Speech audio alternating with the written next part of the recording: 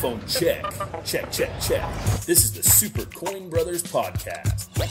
Hosted by the Super Coin Brothers at Sahara Coins in Las Vegas. What's up, guys? We're back with yet another episode of Super Coin Brothers. And this time, it might seem a little backwards because we already had him on an episode, but we're going to introduce you to Thomas Wall, that is. He's here with us right now. What's up, Thomas? Oh, how's it going? Glad to be here. Happy to get my introduction in, but I do like showing up on Coin Bros, Super Coin Bros, before the introduction. I like to do things very controversially. Yeah, backwards. We're going to do everything backwards, apparently, today. It's opposite day. That's true. So, here's the deal, man. So, we introduced Jonathan, who's been here for a very long time. We introduced Fernando, who's been here for a very short time compared to Jonathan's very long time. And then you fall right in the middle. I've been here just the right amount of time. Something like that. We're going to go with that. You're like a well-baked cake. Yes, exactly. But not overdone. Well, very little done. All right, there we go. So here's the deal, man. I just have some quick questions for you. You know, interesting stuff to hopefully let some of the listeners get to know you, your preferences, things you like to do. Within reason. We got to keep some of them off the podcast, but it's a PG-13 podcast, right? That it is. Okay, somewhere around there. So here's the deal, man. So I do have a couple of the similar questions for you. One of which being, since you have been here a little while, you've had the opportunity to look at a lot of coins, look at different types. If you had to pick one right now that you would say is your favorite, what would it be? Oh, that is a tough one, but I actually do have a favorite, and it is the Standing Liberty Quarter. Really? Yeah. Now, it's because it's got a particular story. Type 1 or Type 2? Well, actually, I like Type 1. There we go. We'll leave that for you guys to research. Yeah, it is worth researching and does apply in today's modern age with certain liberation proactive movements going on. Good. All right. So, other than that, and its affiliation with that, why is that your favorite coin? I'm just kind of curious. Well, no, it's just I got a chance to go through some of our old coins because, as you know, being in a coin store here, how long has Sahara Coins been in Las Vegas? About 40 years. 40 years. First of all, I'm just so lucky to be part of a team of a business that's been here 40 years, earned a great reputation, has been an honest place. I came here for the reputation as well as all the customers who come here. But I also got a chance to go through some of our old boxes of quarters in the back when we were, from when we moved. What was that, like 12, 13 years ago? That would have been about 11 and a half years now. Yeah, crazy amount of time gone by. But we found a little nugget back there, and it was in the Standing Liberty Quarter box. And now I had thought I was looking at a pile of quarters that had been cleaned, because some of them did not look so great, right? Which is why they were in the back. Well, I brought one to you, and I was like, hey, boss, tell me how clean is this coin? And you gave it the double look that I gave it, which was like, wait a second. That's a nice coin. That's a real nice coin. That isn't cleaned at all, actually. And so what I had found was, unbeknownst to me, an MS-66 just waiting to get graded and sold for $400. And I got to tell you, there was a little bit of a thrill in that. And so for that reason and that reason alone, it's become my favorite coin. I think I like the way it looks, plus that whole Art Deco look. And then, of course, that Type 1. I do like a coin that is controversial. Yeah, that's true. And for those of you that aren't sure what we're referring to with that, definitely go search out, I would say Google, but some of you still like Bing. I would say search out your Type 1 Standing Liberty Quarter and why it was changed and why there was a Type 2. And it is actually a very interesting story, and it just goes to show you the difference in the public versus, back then to now. Way to throw the Bing shade in there. And now everybody knows you came from the IT field. I'm just saying. Yeah, I mean, anyways, we're going to jump right off the Bing train. There we go. So, okay, so now that we know what you like to look at, anyways, what is the coin you don't like looking at? Like, not necessarily don't like looking at, but what is your least favorite coin? I gotta say it's the Roosevelt dime. The Roosevelt dime, to me, I have not seen one that is just like jump out, awestruck. This one looks so much greater than the rest. But on top of that, there's virtually no key dates, and it's everywhere. It's now, is it based on just what the coin looks like, or the overall history of the coin, or because I'll tell you what, a super cool like toned Roosevelt dime, because of the surfaces, looks awesome. Now, because of the toning, right. And a toned coin fits in a whole different category in my brain. But right. If you were just going to ask me which coin would you like to start collecting tomorrow, Roosevelt dime would be on the bottom of my list. unless it was a toner, in which case I would right. be in a tone collection. But That works. Just because I think maybe it's coin overload. Maybe it's because I still see Roosevelt dimes to this day being minted, knocked out, and they're just so many of them that I don't enjoy.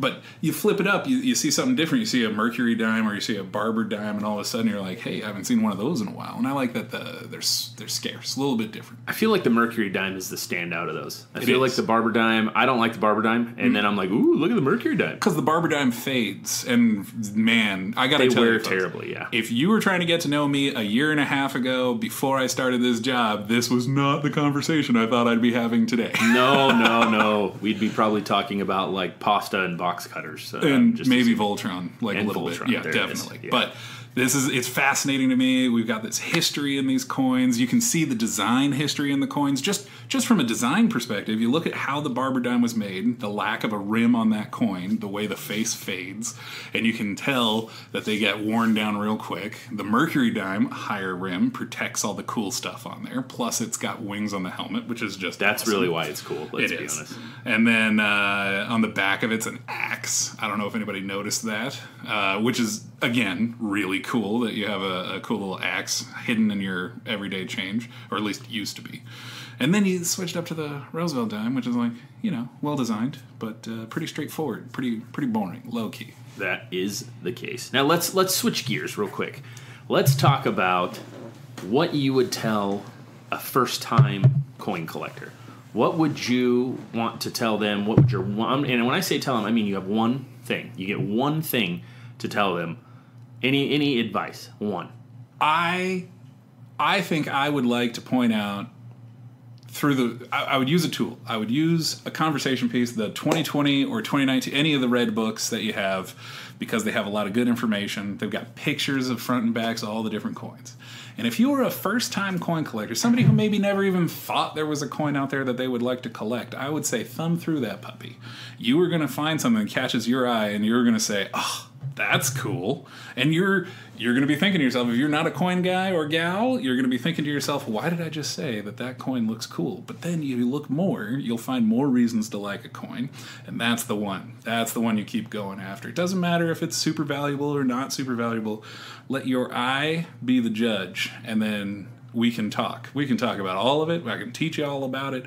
But unless you are interested because you like the look of the coin, I'm just selling you stuff. I want to help you learn something. I want to educate as well as inform, and then we can have ourselves a good conversation about collectibles. Well, and that's one of the things I know, like when we do like our kids programs, my biggest thing is handing them a red book, walking away.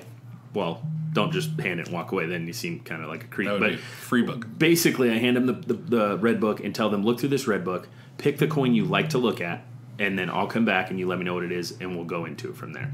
Because when it comes to collecting, I mean, you're not going to keep collecting what you don't like or what you don't like to look at. Because let's be real, you're going to buy these coins, they're probably going to go get put in a safe, and a lot of people don't ever look at them. But me personally, I like to look at the coins that I have. I like to handle them. And here's the deal.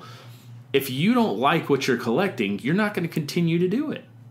I mean, that's with anything. If you don't like what you're doing, you're not going to keep doing it, right? That's absolutely right. Yeah. There's no motivation. I also, if there was two things that I would talk about with a collector, future collector. Here he goes. Give him an inch. Right. But the thing I would talk about is your collection is going to have not only maybe a numismatic value, maybe you're collecting the coins that are nice, or at least a silver value, maybe you're collecting the coins made out of the right metals, but this is a collection, this is an investment, this is something you're putting some money into, and like, we can't all see into the future, there might be some hard times in the future, and then you have to ask yourself, what are you going to sell first? And that's the worst question, is for a collector to have to pick from their cherry-picked collection of beautiful coins, which one do you think is the most disposable, expendable coin?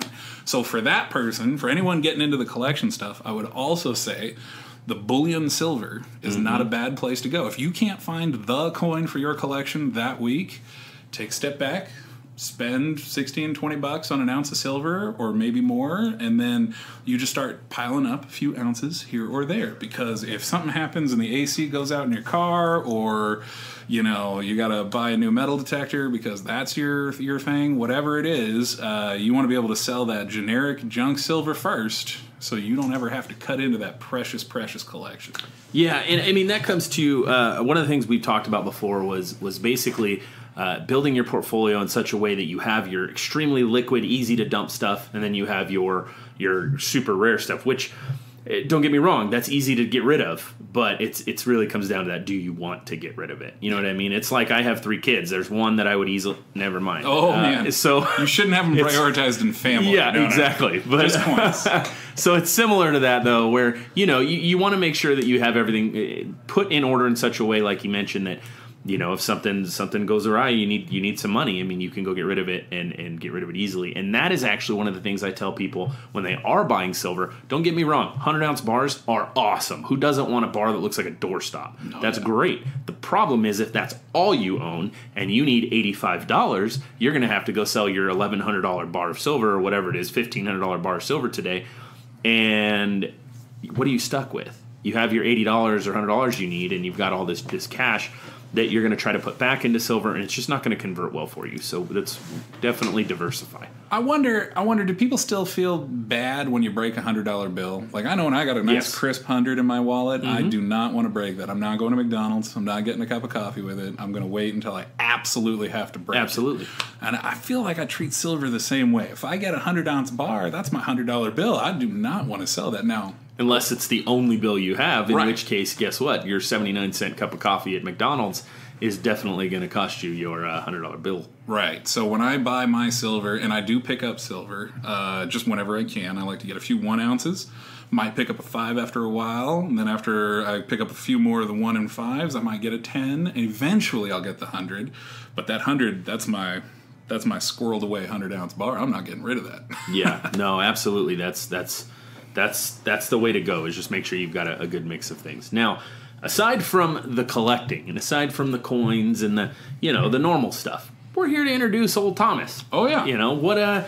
What's something, if you could tell everybody just a little tidbit of knowledge about you, or something you like, or anything, just a nugget, so they could get to know you a little better. Obviously, we know like Fernando loves VTEX. We know Jonathan is a newfound father. What do you got going on? Well, let's see. I know Italian cooking solves most problems. There's very few problems in this world a good Italian home-cooked meal could not fix, specifically except indigestion. Pasta with pesto.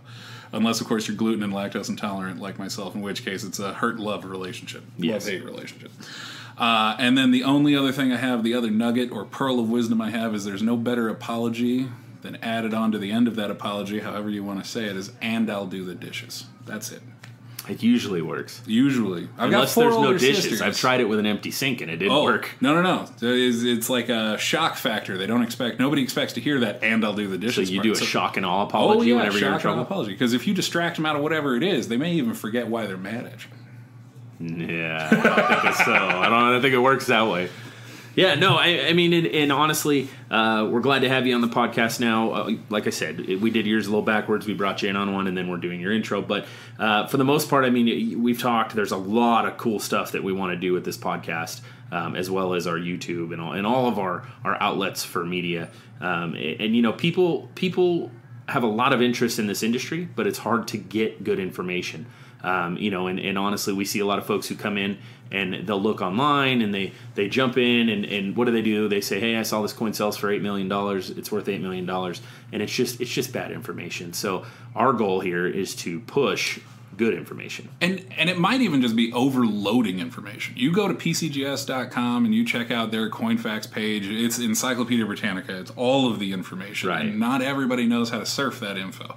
So it's really good to come to a place like us because, again, information and education is one of the priorities here, because an informed Customer is a repeat customer. Like, right. You're going to want to know what it is, so you know these prices are fair, so that you know what you're collecting, and then you're going to have a nice place that you can trust, which is hard to find. Yeah, and honestly, for that information, you can get a ton of it already that we have posted. You can get it on our YouTube channel, our username there, Sahara Coins. You can view our coins that we have available for you on eBay at Sahara Coins or at SaharaCoins.com. You can make sure you stay up to date with this podcast, first and foremost. This is going to be a big tool for us. And you can do that on Spotify, iTunes, or go directly to supercoinbros.com. And you could email us if you have any requests at service@SaharaCoins.net. And we also have our Facebook pages, multiple. You have our store one and the Super Coin Bros page. Can I just say that social media has blown up so much that little tagline you had is... You need that Matchbox guy, the speed talker guy at the end of the Fast Cars commercials. Oh, yeah. The guy at the movies. Don't forget to check out the fastbook.com and the facebook.com and Instagram and everything else. Like, how you went fast... full auctioneer like you were selling a cow, though. Yeah. That was good. Well, I mean, sell the whole cow. You know sell what I mean? the whole cow. That's what I'm saying. If it's for Don't sale, sell it. That's true. But what I meant to say is the Facebook. Drop some comments on there. Go to that Supercoin Bros Facebook page. Check it out. Leave some comments. Leave some questions. Engage. Ask some. Get us started on a conversation. Maybe even get us started on a tangent. Heck, that happens quite often. Oh yeah, we're pretty ADD here, and we're happy with it. Yep. All right, guys. Well, we will see you at the next episode. Well, we won't see you, but you'll hear us. That's a radio joke. On the next episode. And we hope to hear from you guys with all your feedback and comments. And you'll hear us next time. Outstanding.